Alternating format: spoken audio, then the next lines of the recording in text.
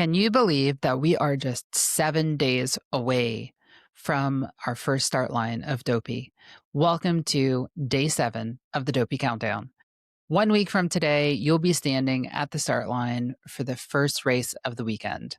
And today, I want to talk about something that is completely different from what we've been talking about for the last week.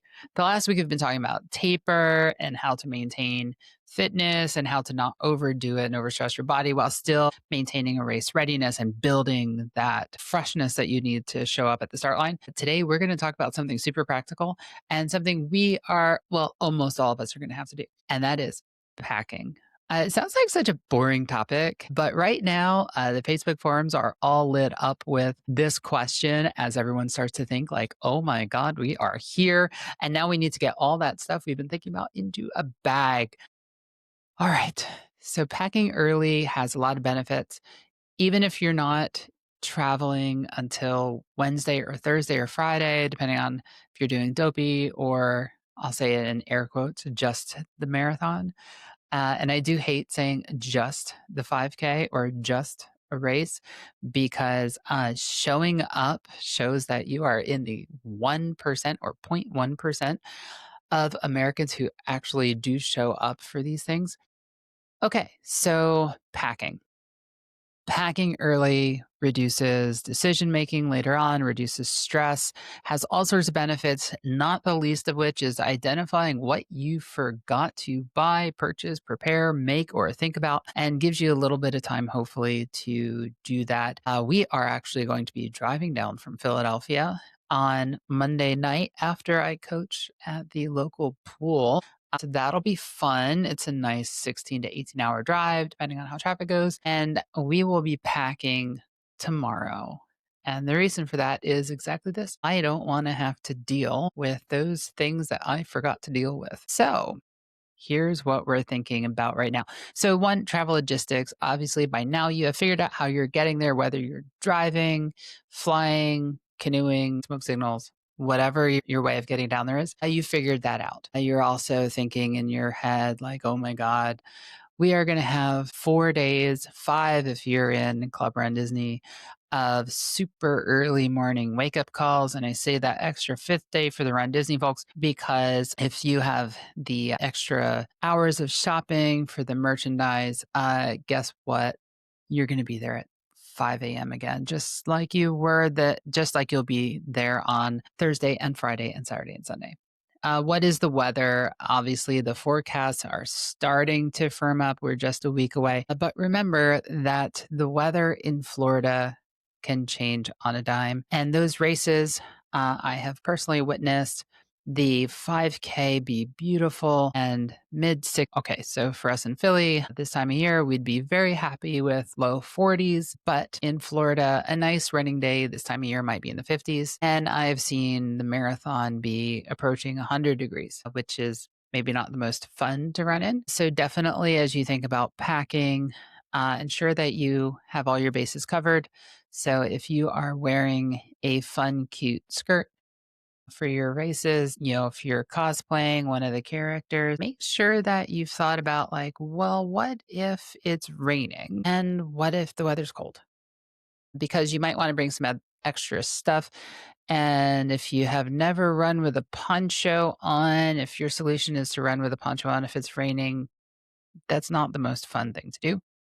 So, what's your approach? Personally, my approach to running in the rain is I'm going to get wet, and there's not much else to it. And the only thing I do really to prepare differently for the rain is I bring an extra pair of shoes. So I typically wear the same pair of shoes for the 5K and the half marathon and for the 10K and the full marathon, except I don't. I will bring an extra pair of shoes so that my 10K and my marathon shoes are not the same. And the reason for that is because I don't like running in wet shoes. And if it rains on one of the races, I automatically have a spare. Okay, so think about that. If you're doing park days, now is an excellent time to make those lightning lane reservations if you're planning on doing that. And if you plan to eat in the parks during the week that you're there and haven't already made reservations, now is an excellent time to go and check what limited selections are left because there's probably not a lot. But I personally don't make reservations most of the time. I have found that if it's just you or a party of two, that the advanced reservations tend to be very limited, but day of, I've had a lot of success in finding day of reservations as people don't show up. But I've been to Disney many times and generally have very much a it's going to go as it's going to go as it's going to go and kind of go with the flow attitude to the parks. There's lots of good food and it almost doesn't matter where you eat. All right. And then your race day schedules. The expo guide is up. We do not yet know our bibs. However, you can check in the expo guide for what the schedules are going to be. Although it's pretty predictable, the buses are going to start to run for every day except for the marathon. They'll start to run likely around 2. And if you're on that first bus, that's awesome. If you're planning to be on the last bus, maybe you're in the last corral to go and you don't really care about being at the front of your corral, just make sure that you anticipate that there's going to be a lot of people also making the same choice. And you don't want to get left out when that last bus shows up and it doesn't have room for everyone. So just make sure that you've got a plan. We've talked about that before. So all these things, they can create a lot of stress. It creates noise in the back of your mind. Even when you're not directly thinking of it, it's still kind of sitting back there. So like it can be helpful to just write all this down. And if you wear your watch to bed, you might start seeing right now that your HRV, your heart rate variation is starting to get a little wonky as the stress is affecting your sleep. And maybe not, but it could be. So now is an excellent time to knock one thing off the list and start packing. So here's kind of what I do. First thing I do is I actually have some bins, like the clear square bins that you can buy at Target for like a college dorm room. I have a bunch of those. And I love them because they fit neatly into the IKEA shelves that I have all over my house, most with doors on them. And what I do is, as I'm going through the house, I will throw into there the things that I need. And so I have one bin that I throw my race day clothes in. And of course, we have 4 race days. So you have a decision to make, right? So are you wearing the same shorts every day? And you might think that's gross, but a lot of people might make that choice. Are you wearing the same sports bra if you wear sports bras? And so on and so on. And of course, I'll throw in 4 pairs of socks. And if you wear underwear when you run, which if you do, I have to question why you do that. I'll throw them in. And of course, take out another bin and throw in if you're going to do some cute stuff with your hairs, if you need bobby pins or if you need scrunchies or whatever, elastics, throw those in. If you're like me, I love the Disney races. I'm a big fan of unicorn glitter. And that is a brand I've been using for many years. It's a glitter that's kind of in like a gel like substance and it's very shiny. I also have started using the kind of almost temporary tattoo glittery things that you can find on Amazon and other places. I think they're awesome, but throw them in the bin. Same thing. I got some hair dye that I use sometimes. Temporary stuff that just washes out. Throw that in. Same thing. Pull out your race shoes if you're bringing one pair for all the races. If you're bringing a different pair for every race, bring them out and put them in the box. As you go through that, you're going to find that you're overpacking, and then grab another bin and throw in all of the nutrition that you think you need. If you are susceptible to cramping, throw in those salt tabs or some other sodium source. And I say sodium, but I really mean electrolytes because it might not actually be sodium you need. Maybe it's potassium, maybe it's a combination of a bunch of things, but throw those suckers in there. Okay, so after you got that, now you're going to go and you're going to put that all down on your bed, on the floor, in the middle of your living room, wherever you have the space, and start going through it. What I do is I start with my race day nutrition. Believe it or not, that is the place that I usually end up way overpacking. And I was looking at a bunch of posts I saw in a number of different Facebook forums, and it looks like you all have the same problem too. So here's a way to get through that. First, you do not need to bring 100 gels with you.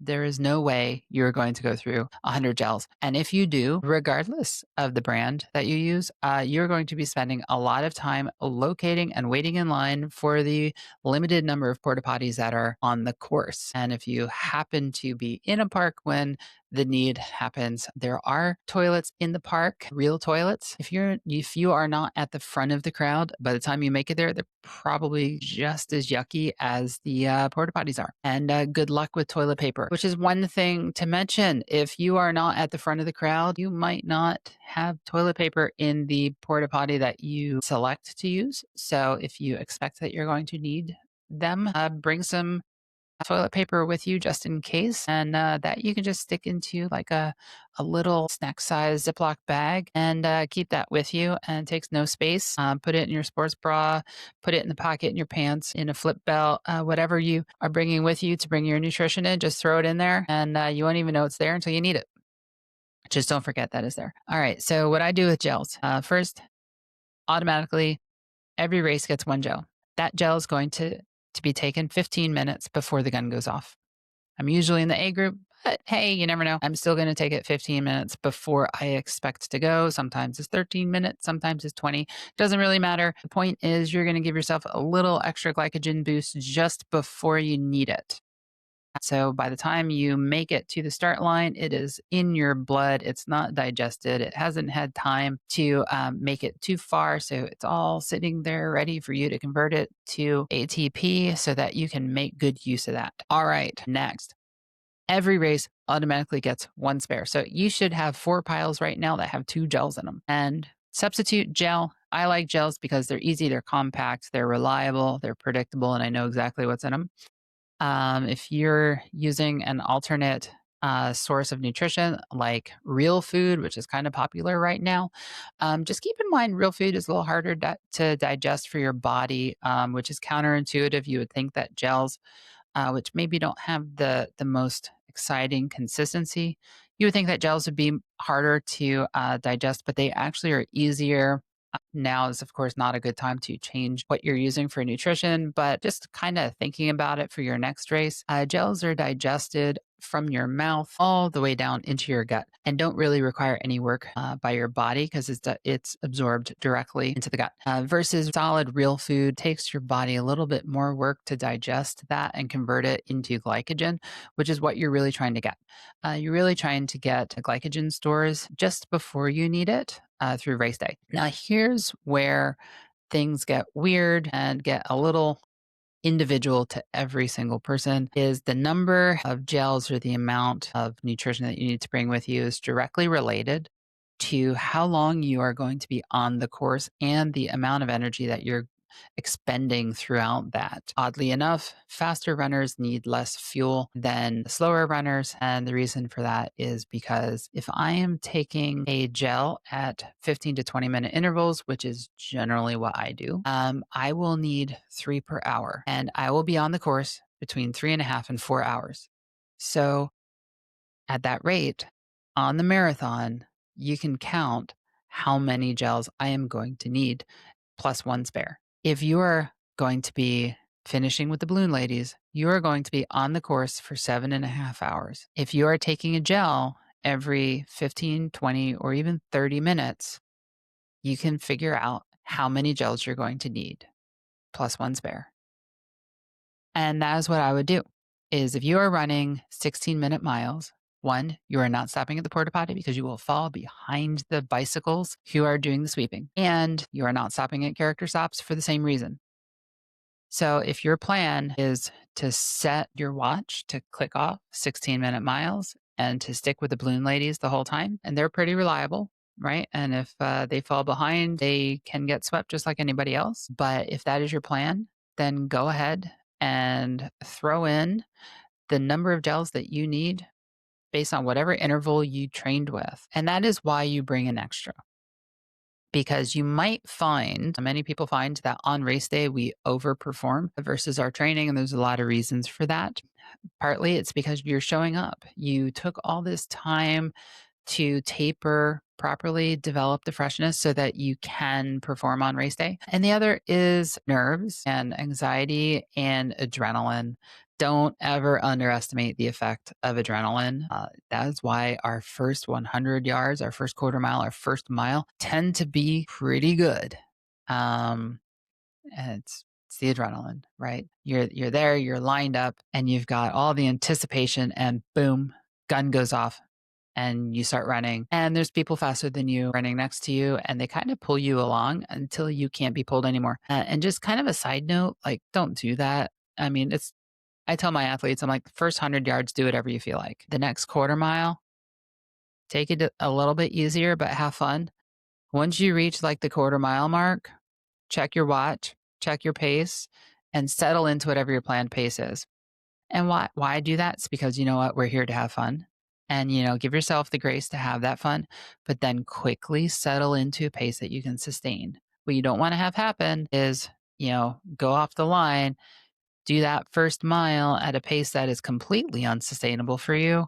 And then you are going to feel it at the end of the race when your legs are just completely burnt out because you are running at your zone 6 or higher for the first half mile to mile. And now your body's like, I'm done. I didn't train for this.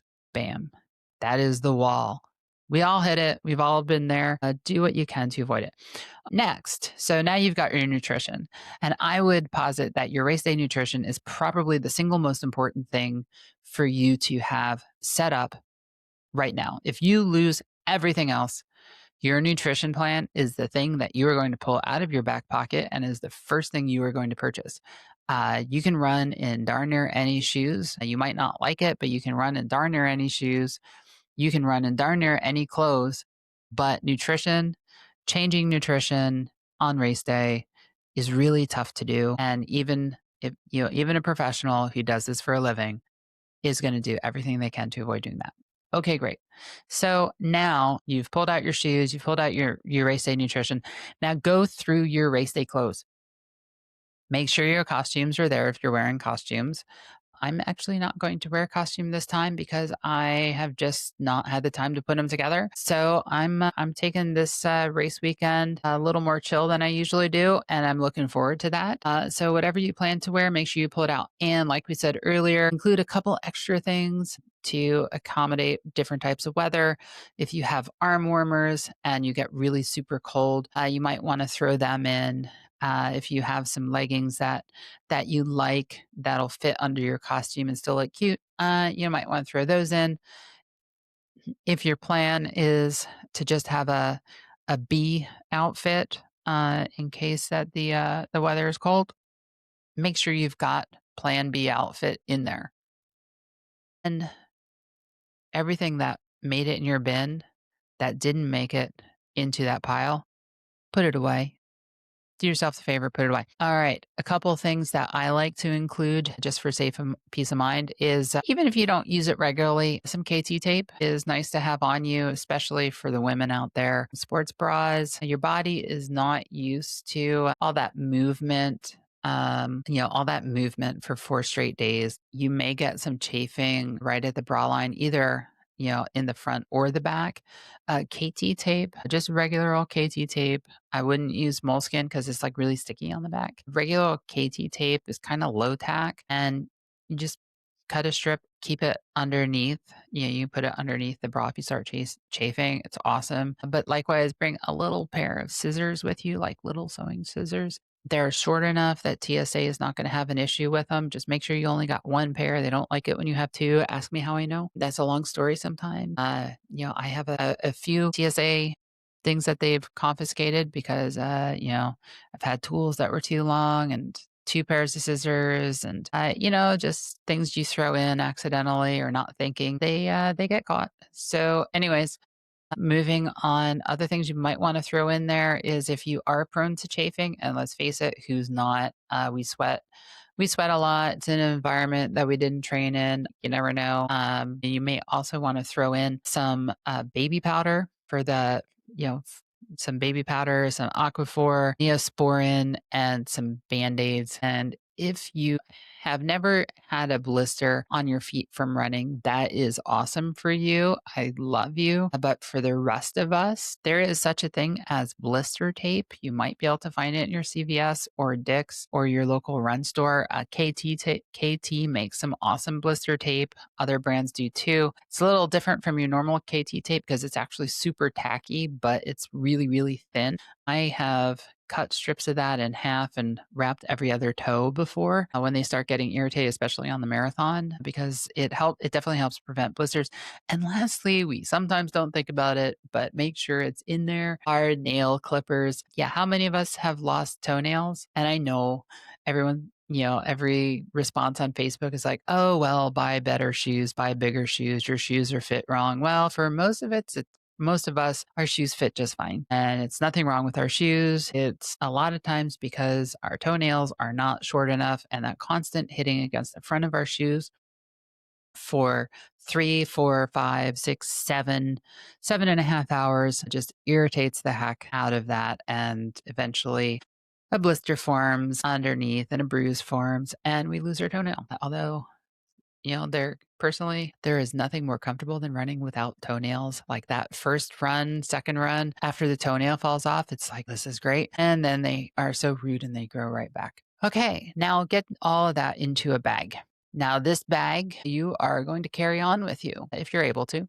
You're going to carry that bag on. And that way, with absolute certainty that if nothing else makes it with you, if all of your bags get lost, your stuff for the race is safe. All right. Last thing you are going to do is you are going to go over to your wallet and you are going to make sure that your license or ID or passport is in there.